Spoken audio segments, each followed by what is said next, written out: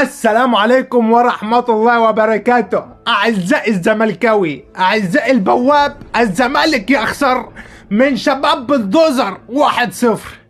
تخيل معايا لو الزمالك كان بيلاعب رجالة بلدوزر كانوا خسروا كام؟ حصالة افريقيا النهاردة بترجع بقوة وتفتح ابوابها من جديد. الحصالة اتخرمت يا رجالة، وواحد بواب كان فرحان ان انا خسرت من ريال.